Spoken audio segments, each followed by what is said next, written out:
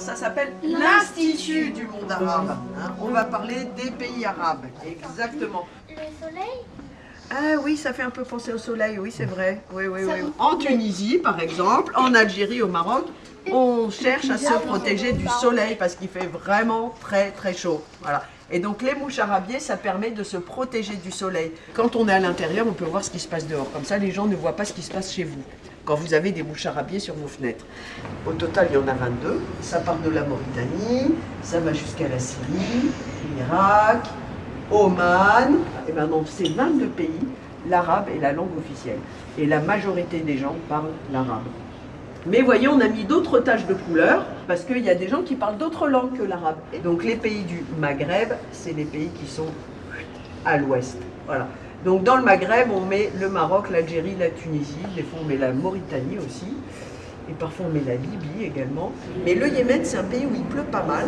Et donc, vous voyez, les gens là, ils ont creusé, ils ont fait un grand trou au sommet de la montagne. Cette eau, à quoi elle peut leur servir? Elle sert à chercher de l'eau, à nourrir les plantes. Exactement. On ira là en plus si vous voulez. Comme ça, Mais ça va. Fais attention, hein. je coupe. Je vais vous donner des petits objets qu'on appelle des calames. C'est comme ça qu'ils faisaient leurs lettres. Vous avez des modèles sous les yeux. Les enfants sont en train de s'initier à l'écriture cunéiforme, la plus ancienne écriture inventée au monde, aux alentours de 4000 avant Jésus-Christ. L'invention de cette écriture est une invention donc liée à l'économie, puisqu'ils avaient besoin d'avoir la mémoire de la comptabilité, puisque quand on invente l'écriture, on invente en même temps le calcul. Donc ça, c'est des perles qui viennent d'huîtres, comme celle qui est ici. Ils traversaient l'océan Indien et ils allaient en Inde acheter des pierres précieuses. Ou alors des pierres semi-précieuses. Celles-là, elles sont semi-précieuses. On pèse l'or, voilà, exactement. De l'or ou des pierres précieuses. Parce que là où on a vu des pierres précieuses, c'est important. C'était pour peser les pièces, les dinars, de l'or. On pèse l'or, voilà, exactement. Les généraux, les gens importants de l'armée, ils mettaient leurs plus beaux vêtements et tout le monde, comme ça, suivait le sultan. Et donc, ils avaient des vêtements très très beaux, des très beaux manteaux en velours de soie qui étaient brodés de fil d'or. Vous voyez, tout ce qui est jaune, c'est du fil d'or. Un travail très très long à faire. Hein. Et puis là-bas, ce sont des bijoux marocains.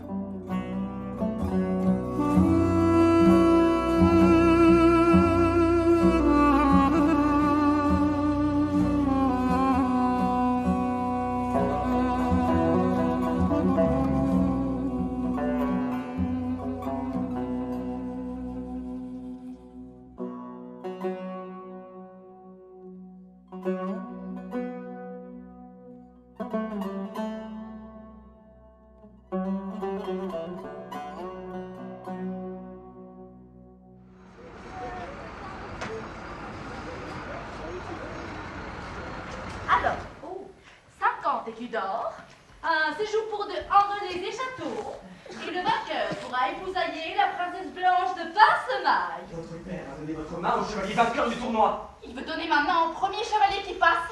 Eh bien, c'est ce qu'on va voir. Vous voulez me donner au vainqueur du tournoi? Te donner, non. Mais que tu épousailles un beau chevalier, oui. L'amour ira toujours au-delà des différences. Eh bien, le problème n'est pas là. J'ai décidé que le meilleur pour ta vie sera d'épousailler un chevalier. On est parti voir le théâtre. Il y avait 7 exercices pour savoir qui va se marier avec la fille. J'ai préféré le dragon parce que, en fait, oui, j'avais un peu peur, mais c'était bien quand même avec le dragon.